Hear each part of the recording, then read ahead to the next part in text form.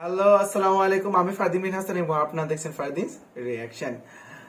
কিছুদিন আগে আমেরিকা আফগানিস্তান যুদ্ধ সমাপ্তি ঘোষণা করে আফগানিস্তান ছেড়ে চলে গেছে। তো এমন একটা ঘটনা ঘটছিল আরো কিছু বছর আগে ভিয়েতনামে। আমি যতটুকু জানি যে দ্বিতীয় বিশ্বযুদ্ধে পুরো পৃথিবীতে এত বোমা পড়ে নাই যতগুলো বোমা আমেরিকা ভিয়েতনামের উপর ফালাইছিল। তো সেই ভিয়েতনাম যুদ্ধের আজকে আদি পোস্ত অস্ত মানে উত্তর দক্ষিণ পূর্ব পশ্চিম সব জানবো আমরা। তো চলুন ভিডিও শুরু করি, স্টার্ট। বিংশ শতাব্দীতে ঘটে যাওয়া সবচেয়ে দীর্ঘ ও রক্তক্ষয়ী যুদ্ধ হল ভিয়েতনাম যুদ্ধ। এই যুদ্ধটি ছিল মূলত ভিয়েতনামবাসীদের এক দীর্ঘস্থায়ী বিপ্লব।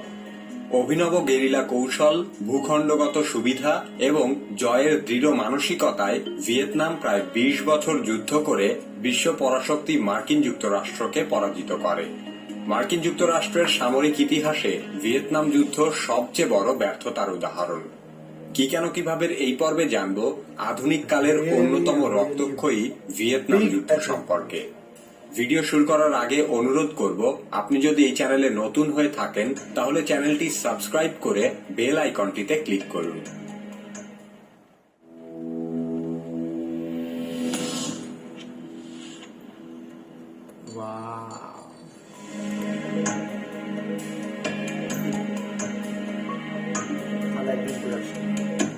ভিয়েতনাম দক্ষিণ পূর্ব এশিয়ার অপেক্ষাকৃত ক্ষুদ্র একটি দেশ।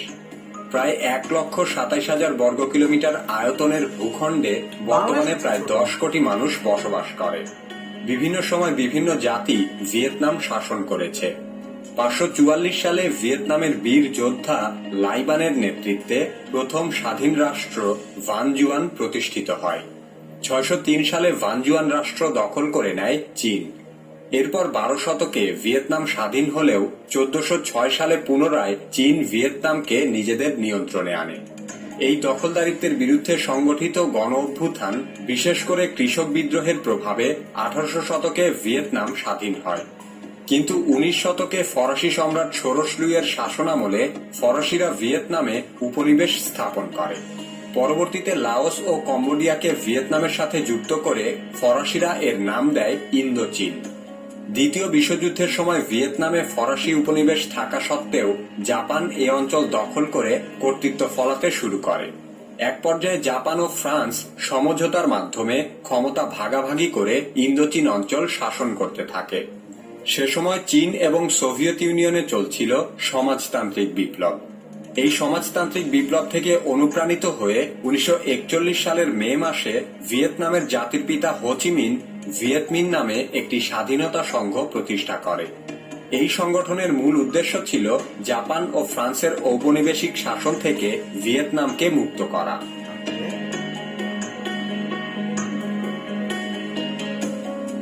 ১৯৪৩ সালে দুর্ধর্ষ সমরনায়ক জেনারেল ভো নগুয়েন গিয়াপের নেতৃত্বে ভিয়েতমিন জাপানের বিরুদ্ধে গেরিলা যুদ্ধ শুরু করে। ১৯৪৫ সালের মার্চ মাসে বাওদাইকে রাজা হিসেবে স্বীকৃতি দিয়ে ভিয়েতনামকে নিজেদের একটি রাজ্য হিসেবে ঘোষণা করে জাপান।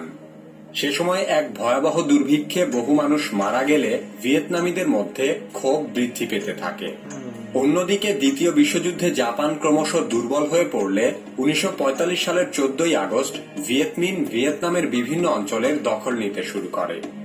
আগস্ট বিপ্লব নামে পরিচিত এই বিপ্লবের মাধ্যমে বাওদাইকে ক্ষমতাচ্যুত করে হো চি মিন ভিয়েতনামের প্রেসিডেন্ট হিসেবে শপথ গ্রহণ করেন।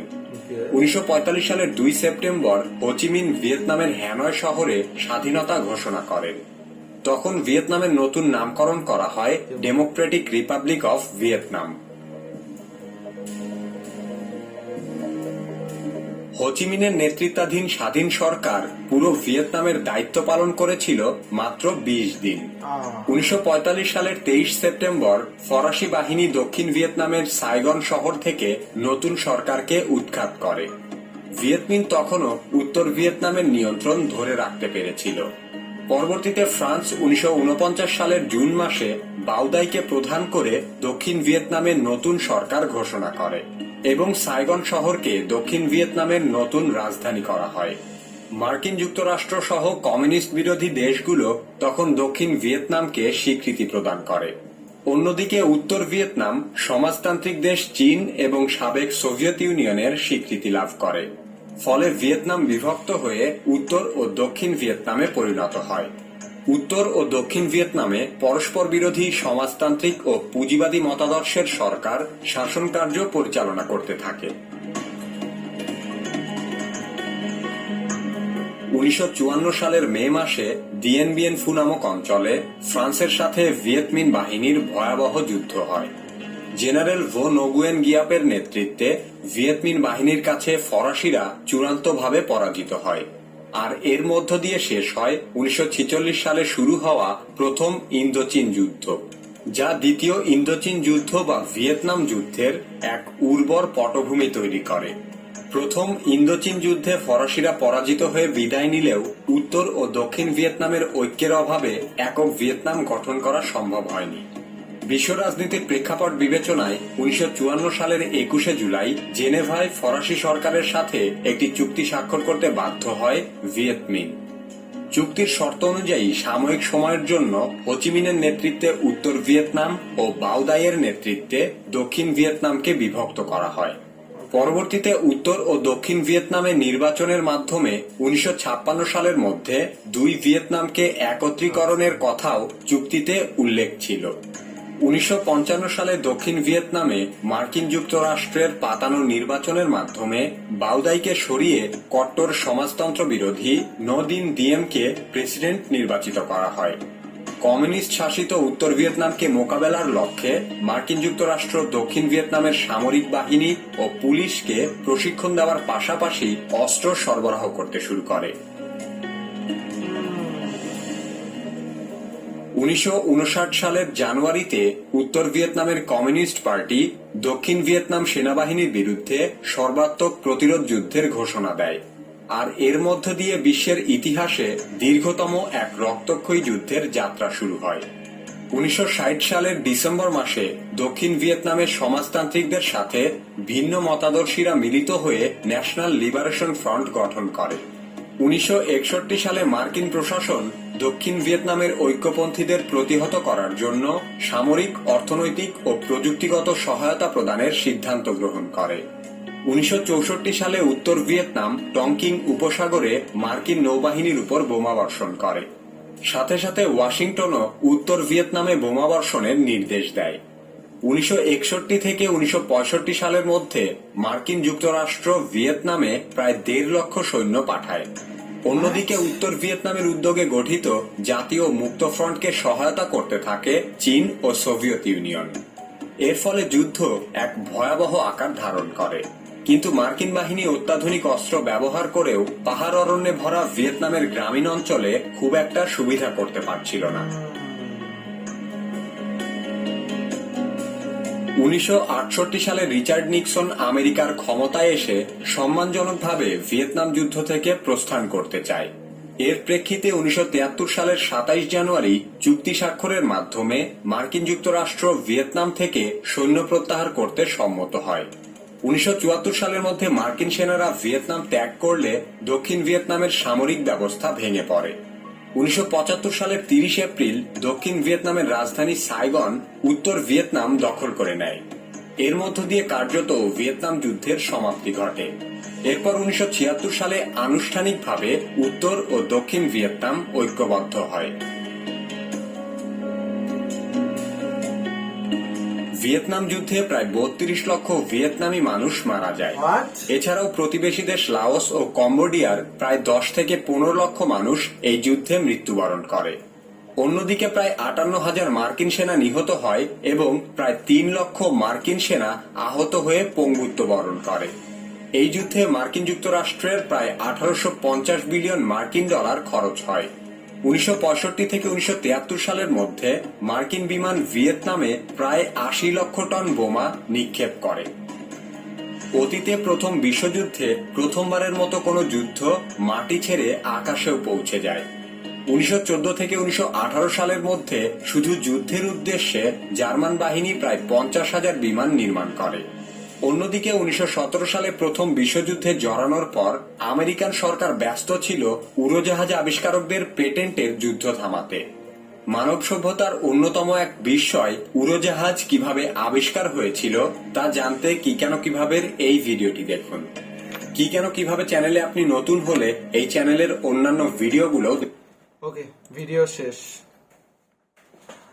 আমি যতটুকু বুঝলাম যে আসলে কি আপনারা যখন কোনো কেউ দমাইতে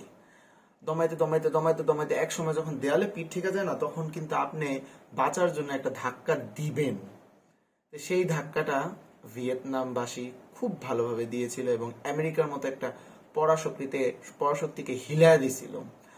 আসলে আমি একটা কথা বলি, নিজের জায়গা, নিজের এই যে ভূমি, নিজের বাড়িতে অন্য কেউ আইসা যেমন আপনারে সহজে হারাতে পারবে না, তার একটা বড় উদাহরণ ভিয়েতনাম যুদ্ধ, তার একটা বড় উদাহরণ বাংলাদেশের স্বাধীনতা। পাকিস্তানিরাও কিন্তু আমাদের দেশ চিনতো না, আমাদের দেশ বুঝতো না, তাই ওরা কিন্তু আমাদেরকে হারাতে পারে না, আমাদের দমাইতে পারে না, আমাদের ইচ্ছা শক্তি, আমাদের স্বাধীন হওয়ার ইচ্ছা শক্তিকে রুখতে পারে নাই। আমরা 9 মাসের যুদ্ধেই স্বাধীন হয়েছি, ভিয়েতনাম 20-21 বছরের যুদ্ধে স্বাধীন হয়েছে। ভিয়েতনামেরও সেই গেরিলা যুদ্ধ তারা বুঝতে পারে নাই আমেরিকার মতো একটা দেশ, আধুনিক দেশ। তো আমার কাছে আসলে একটা জিনিস মন্তব্য করা ঠিক না আমেরিকার কারণে। America is the reason why middle east is very very very insecure. আমেরিকার মতো দেশের কারণেই মধ্যপ্রাচ্যে শান্তি কখনো ফিরে আসতে পারবে না। তাদের আমি বাংলাদেশের সাথে আমেরিকার যথেষ্ট ভালো বন্ধুত্ব আছে, কিন্তু বাংলাদেশের স্বাধীনতার বিপক্ষে ছিল কিন্তু তারা। তো যাক, এগুলো রাজনৈতিক ব্যাপার। আমার কাছে খুবই ভালো লাগছে যে ভিয়েতনামবাসীর তাদের ঐক্য, তাদের ইচ্ছা এবং তাদের যোগ্য নেতৃত্বের কারণে তারা এত বড় একটা পরাশক্তিকে হারাইতে পারছে, মাথা নত করতে পারছে। আসলে কি বাংলা একটা কথা আছে না, নাকে চুন কি নাকে খদ দেওয়া, তেমন নাকে খদ দিছে। তো আজকে এই পর্যন্ত। ভিডিওটা ভালো লাগলে আমার চ্যানেলটি সাবস্ক্রাইব করবেন, বেল আইকন ক্লিক করবেন, ভিডিওটি লাইক করবেন, কমেন্ট করবেন, শেয়ার করবেন, যা ইচ্ছা করেন সাবস্ক্রাইব করবেন। আজকে এই পর্যন্তই, বাই।